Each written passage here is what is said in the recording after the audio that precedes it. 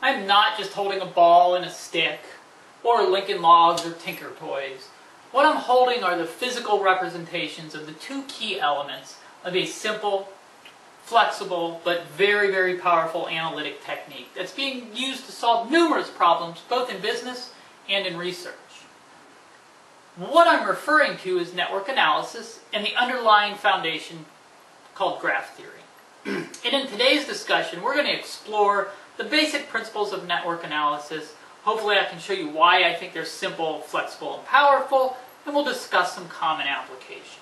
So before we get into the nuts and bolts of how this thing works, let's talk about what you can do with this. So you're probably asking yourself, why do I care? What are the applications? Well, the question you should be asking is, what can't I do with this technology? The more you know about these techniques, the more you will see they can be used to solve a wide class of problems. So what can you do? You can identify criminal networks. You can identify terrorist networks. You can identify collusion within a company or even outside of a company. Using similar techniques, if you have a web product, you can recommend friends in your social network application. You can recommend products within your application. You can find new customers. You can retain your best customers, and you can keep your customers more satisfied using these techniques.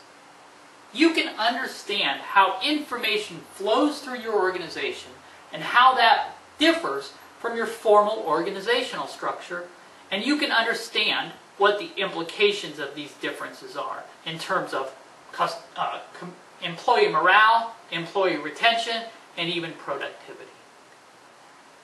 You can analyze the efficiency or the weaknesses in any transmission network. So an electrical grid or a cellular network, you can find the weak points and analyze the redundancies. You can understand how diseases spread through a community and take steps to mitigate the spread of that disease. You can even uncover hidden relationships between genes and various diseases and take steps to prevent them. But that's some very high level and broad view of things you can do with this technology. So let's get into it. Let's get back to my friends here. So, networks are simple because they are comprised of only two components: nodes and links. Now, a network is often represented as a picture or a graph, and in a graph, a node is represented by a circle or a sphere. Hence, that's why I call this my node. So, what's a node? A node is an object. It's any object or unit that is in a network that's possibly connected to another object. What types of objects are we talking about? Well, typically we're talking about things like people, organizations, maybe all the computers or servers in a computer network, maybe all the various components of an electrical grid. Any object that is potentially connected to another object, and even some non-objects, might be viable nodes within a network. It all depends on the problem that you're studying. Now, the second key component are links. Nodes are potentially connected through relationships. So a relationship is something like two people are friends. Or maybe they exchange emails. Maybe they work at the same company. Or if we're studying hedge funds, maybe they trade stocks. So these are all potentially valid relationships. And when a relationship exists between nodes, then a link is formed. And in a graph, a link is usually depicted as a line. Could be a curved line, could be a straight line, depending on how you represent it in your picture. So what? I have nodes and I have links. Okay, great. Well, a network is simply comprised of any set of nodes that are connected together through a set of links. In fact, that's a network. Might not be all that interesting, and it can certainly get way, way more complicated than that. But that's a network. And that is exactly why it's so simple. That's the basics. But despite being so simple, these techniques are extremely flexible. So what makes them so flexible? There's a number of properties and characteristics that you can customize. in order to suit the problem that you are trying to solve. The first thing you need to determine when constructing a network is what types of nodes to include. Usually the primary question is this a homogeneous set of nodes or a heterogeneous set of nodes? Do I want them to be all the same, or do they need to be different?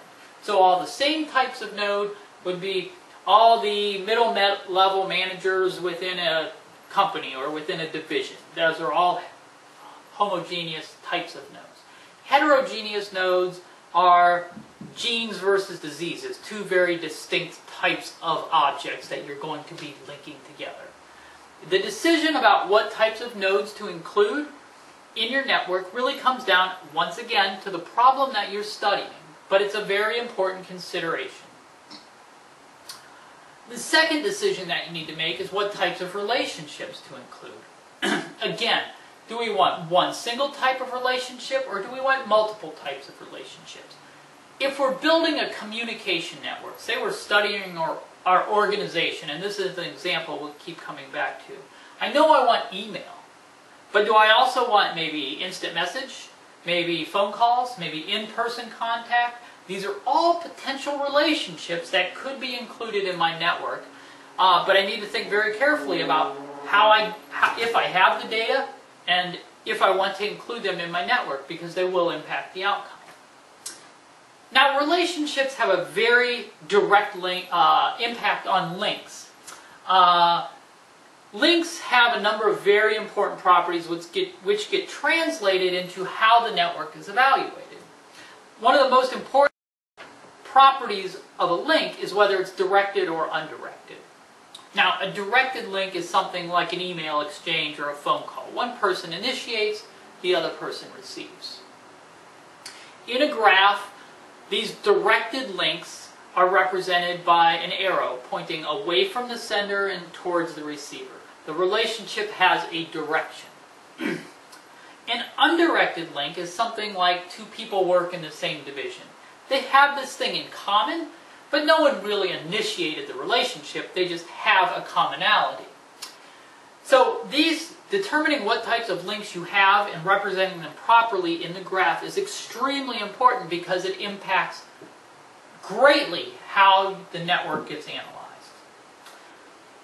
The next thing that has to be determined is, how do I build my network? What type of architecture am I going to use?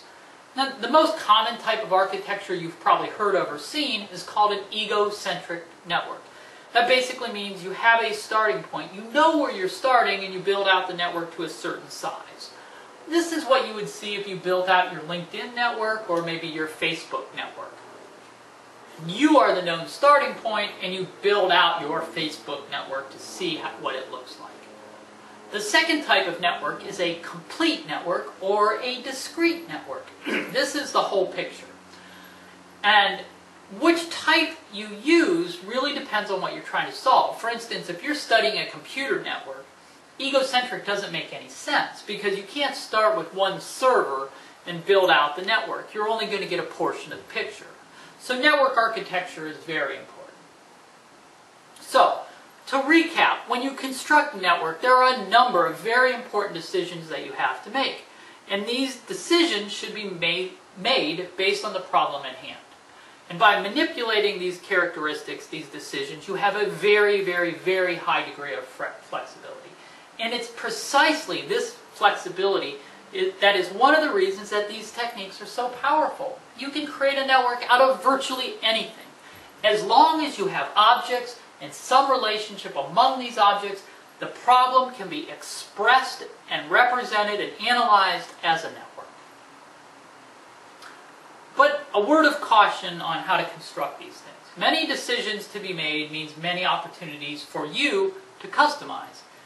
But you have to be cognizant of the decisions that you make, because many decisions could lead to many problems. Networks need to be constructed to solve a specific problem.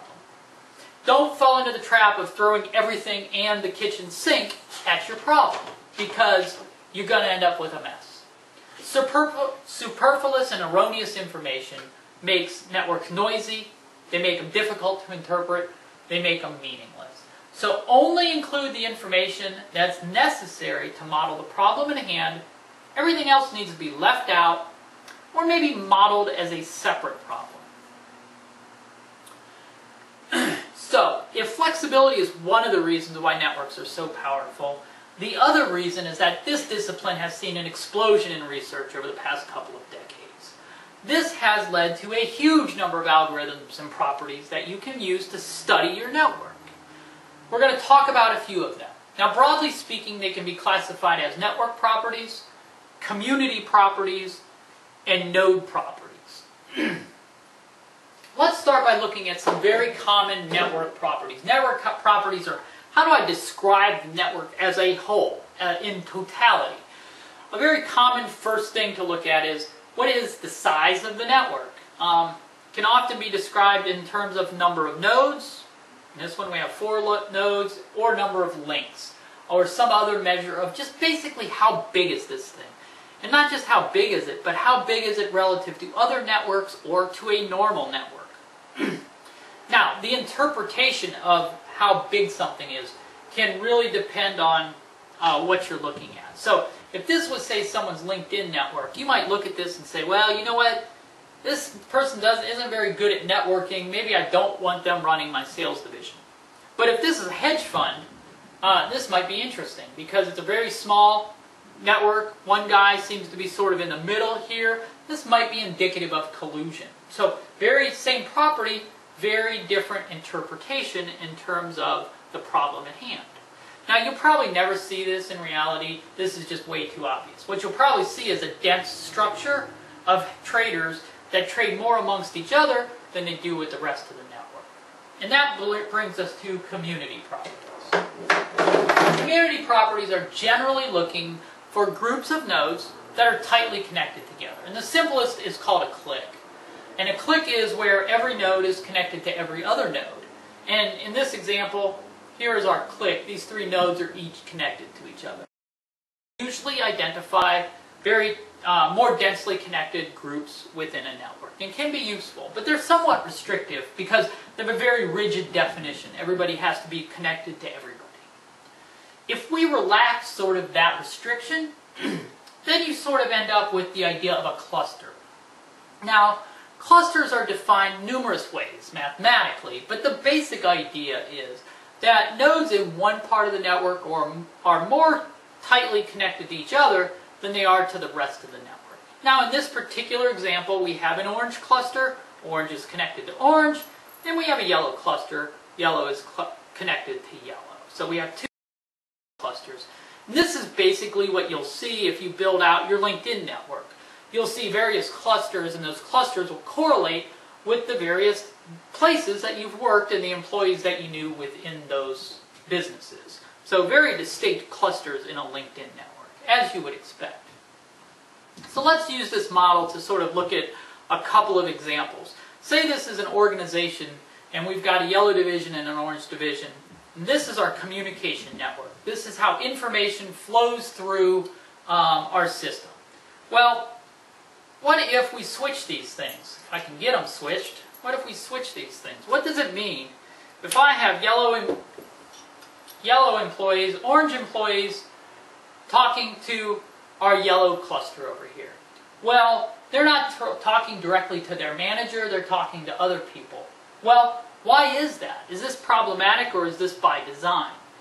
If this is not by design, then you have to understand why. Is there friction within this part of the organization that's detrimental either to productivity or to morale overall?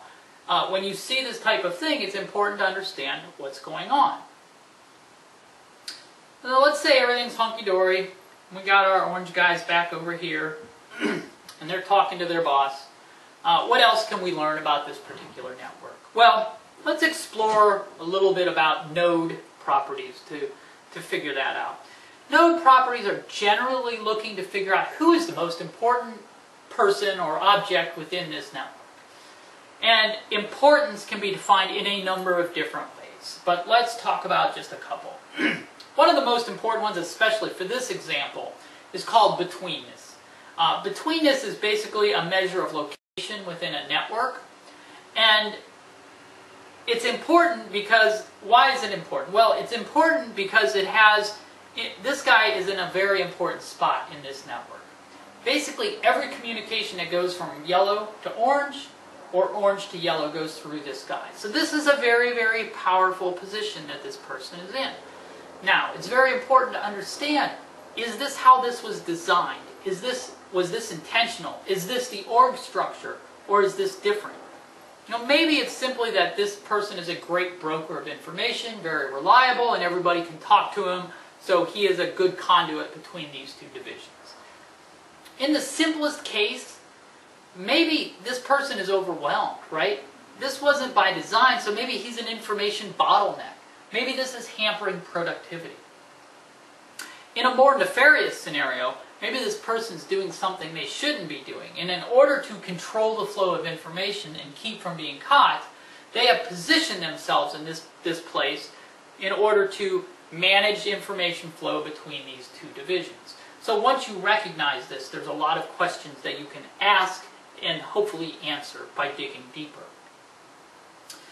A second idea is called PageRank. This is an idea that Google basically made famous. And the basic idea here is the most important web page is the web page that has lots of connections to web pages that also have lots of other connections.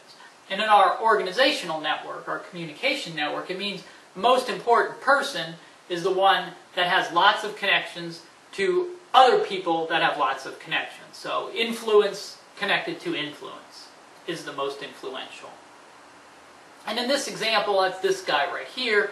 He's directly connected to this manager who has lots of connections and this manager who has lots of connections.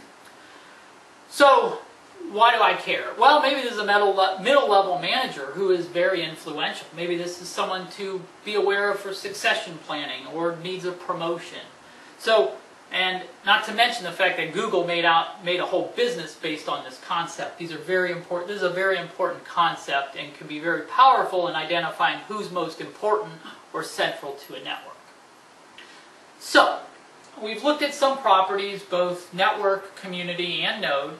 Hopefully, in conclusion, you've seen that networks are indeed simple, made up of only two basic components.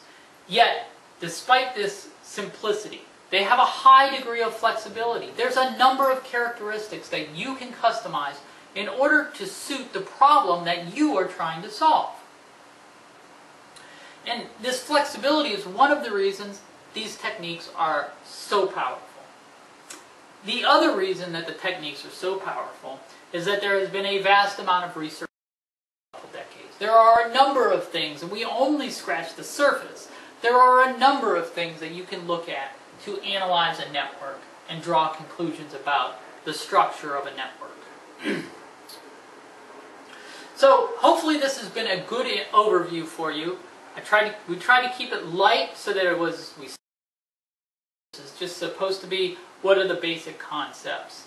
At the bottom of this video, I will post a couple of links that will allow you to build out your LinkedIn network and your Gmail network. That one's very interesting. And a few links to some open source tools. Many of these tools come with prepackaged data that you can load right up into the tools. You can begin playing with networks and getting a feel for them. So take a look at those links. I hope you like them, and thank you for your time.